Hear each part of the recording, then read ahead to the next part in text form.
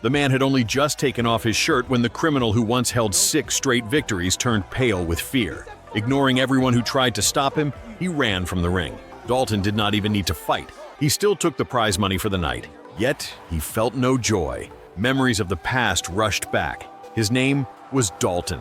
He had once been a remarkable boxer. In world tournaments, he had won many championships. People called him the king of boxing.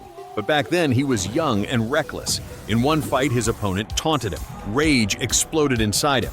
After knocking the man out, Dalton did not stop. He kept striking until he killed him. From that day, his professional license was revoked. He could only drift from place to place. Whenever he was short on money, he entered underground matches for quick cash. Most opponents surrendered. Even the organizers lost interest. Today, Dalton was the same as always. He took his money and left. But this time, something changed. A desperate gambler chased after him. The man lunged with a knife and stabbed Dalton's left side, but the blade got stuck. It would not come out. The gambler froze in shock. Fear replaced his fury. He turned and fled. At that moment, a black woman appeared. She introduced herself as Frankie. She owned a bar. Lately, thugs had been harassing her bar. She wanted protection. At first, she had considered the gambler, but Dalton had scared him away. So, she changed her mind.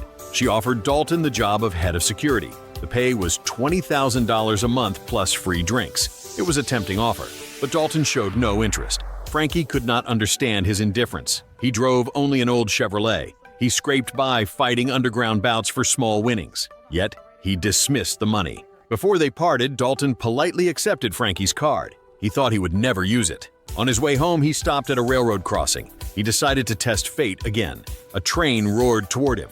Dalton drove onto the tracks and waited for death. But when the horn blared, he snapped awake. He realized he should not die that way. At the last moment, he started the car and barely escaped. His old Chevrolet was destroyed beyond repair. With nothing left tying him down, Dalton decided it was time to start a new life. Not long after, Dalton arrived in Florida where Frankie lived. With the help of locals, he found her bar near the harbor. From there, the wide ocean stretched endlessly. The bar drew a steady crowd.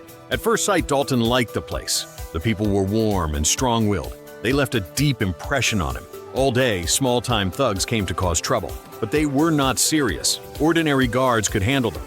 Yet beneath the surface, danger was growing. At night, the bar was crowded. A blonde thug burst in with his crew.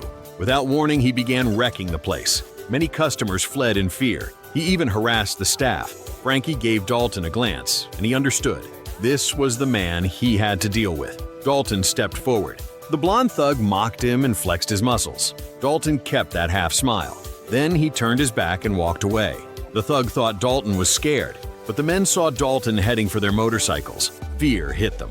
They rushed outside after him. Dalton had lured the whole gang out. That was when he finally spoke. He mocked them about health and dental insurance. His disdain fueled their anger. The blonde thug charged. Dalton moved first. He struck with slaps and punches that dropped them one by one. The blonde thug lost control and fought like a madman, but he had no chance. Dalton smashed his face until it was unrecognizable. When the fight ended, bodies were scattered across the ground. Dalton stayed calm. He carried the thugs onto a truck and drove them to the hospital as if it were routine. The doctor on duty saw a truck full of battered men. He could only thank Dalton with a bitter smile. He said the hospital owed its midnight achievement to Dalton. Dalton just smiled back. It was unclear if he caught the sarcasm. The doctor still gave a warning. He told Dalton the thugs were part of the Landon family. They were known for grudges and would not forgive. Dalton nodded politely, but inside he did not care. Word of the beating soon reached Brant. He managed the territory for the Landon family. Furious, he ordered that Dalton must pay within 3 days.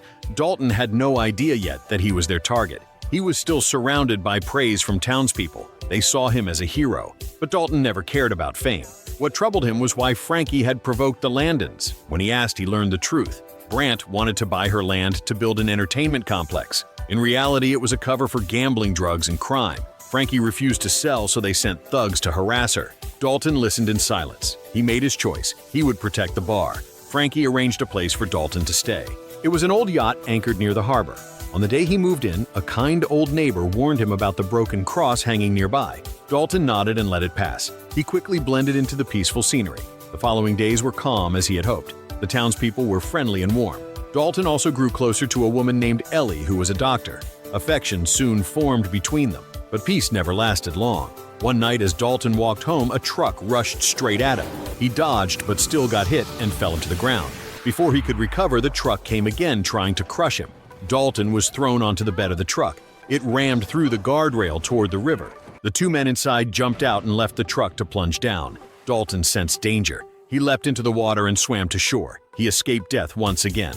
When he returned to his yacht, the blonde thug was waiting with a shotgun. He aimed to kill Dalton that night, but the difference in strength was too great. Dalton disarmed him and hurled him through the window into the water. Looking down with the shotgun in hand, Dalton saw the thug had lost all advantage. Dalton intended to spare him, but fate intervened. A massive crocodile lunged from the water and dragged the thug under. Dalton could do nothing. Still, the blame for the death fell on him. Still, the blame for the death fell on Dalton. Word reached Brant and he grew furious. This insult enraged the Landon family even more. At last, the old patriarch stepped in. He called Brant for answers. Brant trembled in fear and hurled his phone away. With the line broken, the patriarch turned to his top enforcer, Connor. Connor was brutal and fearless. He had already caused chaos in other towns. The chance of a fight thrilled him. He gathered his crew and stormed Frankie's bar. Connor went wild with a baseball bat. No guard could stop him. Even together, they failed. He seemed immune to pain. Chaos filled the bar. Customers screamed and ran. Bottles shattered. Chairs broke. In the middle of it all, Dalton sat quietly with a drink. He did not move until Connor shouted his name. Dalton finally stood up. Connor's excitement soared. The moment Dalton appeared, he charged with a brutal headbutt. Dalton was caught off guard and took the blow, but he quickly recovered and struck back. His fists pounded into Connor, yet Connor's body was like armor. Blows that crushed ordinary men barely slowed him down. It only drove him deeper into madness. He fought like a beast without fear. Dalton realized this was no normal man. Connor was a berserker. Dalton could defeat him. But the memory of killing an opponent in the past haunted him. He feared losing control again, so he chose defense. He dodged, he blocked, he let Connor wear himself out, but that only pushed Connor further. His strikes grew harder and more vicious. At last, he landed a crushing hit that staggered Dalton. For a moment, Dalton's gaze changed. The half-smile vanished. He was ready to unleash everything. Dalton returned to his yacht and quietly packed. He believed he could no longer stay. He intended to leave without $1, but Frankie arrived before he could go. She begged him not to leave. She revealed the truth. If the Landons turned her land into a crime hub, the entire town would be doomed. Innocent people would suffer. Dalton hesitated. He remembered the kindness he had received when he first came. But as he struggled to decide, more bad news came. Connor and his men had burned down the bookstore owned by two women who had once helped Dalton. They were badly injured and rushed to the hospital. Dalton remembered how warmly they had welcomed him. Rage filled him. He swore the Landons would pay. That night, Dalton broke into Brant's hideout, but Brant was not there. Dalton captured one thug and demanded answers. The man refused. Dalton killed him and left the body behind. Another thug saw everything. Terrified, he told Dalton the truth. Brant would be at the docks at 5 in the morning for a secret deal. Dalton spared him and sped to the docks. There, Dalton saw a suspicious man. Watching closely, he realized the man was a cop. His presence at that moment proved he was linked to Brant. Dalton followed him. When the man let his guard down, Dalton struck. He disarmed him and knocked him out. Searching the area, Dalton found piles of cash and hidden traps. The cop was working with Brant. Dalton staged the scene to frame him. He fired more shots into the corpse of the thug he had killed earlier. Then he placed the money to make it look like the cop was the traitor. But before Dalton could launch his counterattack, more news arrived. Ellie had been kidnapped. Brant had ordered it. He demanded Dalton bring all the money or Ellie would die. Ellie's father begged Dalton for help. Dalton calmed him and prepared for the fight. He loaded bombs and weapons onto a speedboat. He was ready for his final gamble against Brant. Dalton steered the speedboat toward a luxury yacht where Brant and his men were hiding.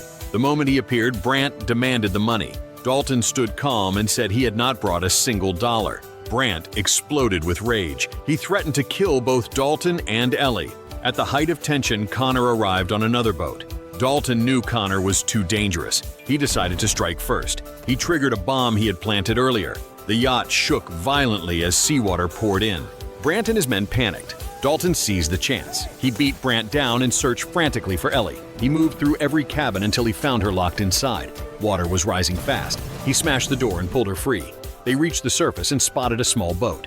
Dalton told Ellie to take it and get away. He stayed behind to face the pursuers. Connor roared back into the fight. His engine thundered as he steered straight for Dalton. The two men clashed head-on. Connor unleashed a barrage of monstrous blows. Dalton blocked and countered, but the brute seemed beyond pain. Dalton used a clever throw and hurled him into the sea.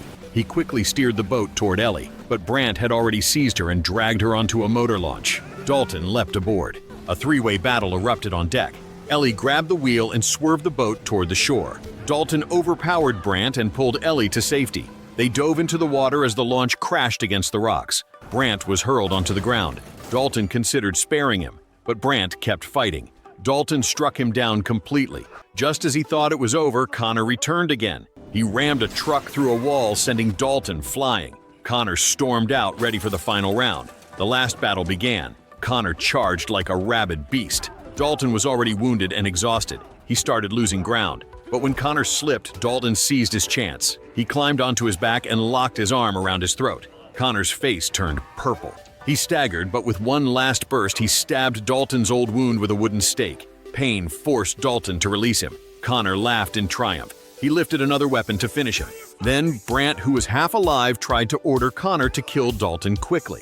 Connor despised him. He snapped Brandt's neck in an instant. He wanted to enjoy tormenting Dalton himself. That mistake cost him. Dalton grabbed the sharp wood and drove it into Connor's chest again and again. The madman froze and finally collapsed. The last fight was over. Victory belonged to Dalton. After everything, Dalton handed the stolen money to the two women from the bookstore as reparation.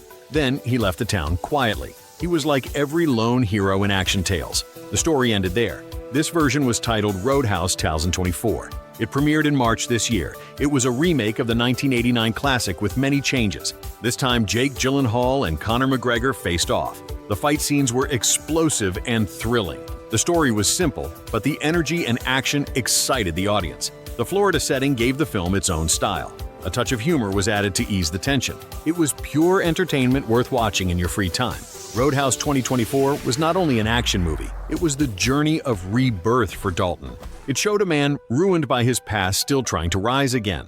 The story touched viewers because anyone can make mistakes, and facing the consequences is unavoidable. That was why Dalton became a symbol of someone who lost everything yet still fought fate. The action was relentless and intense. The duels with Connor were gripping and spectacular. Viewers felt the raw power of bodies clashing in a fight for survival. Jake Gyllenhaal captured Dalton perfectly. His eyes, his stance, and his punches all felt real. Conor McGregor as Connor left a strong impression with his madness and brutality.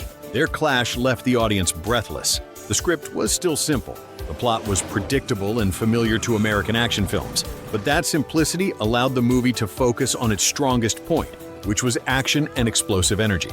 Alongside the violence, the film added light humor. That balance kept it from being too heavy and made it easier to enjoy. The Florida backdrop with blue seas, bright sun, and lively atmosphere also enriched the mood. Roadhouse 2024 was true entertainment. It was not a film for deep thought, but for enjoying every punch and kick. If you love fast-paced action and a lone hero fighting against the odds, this movie will satisfy you.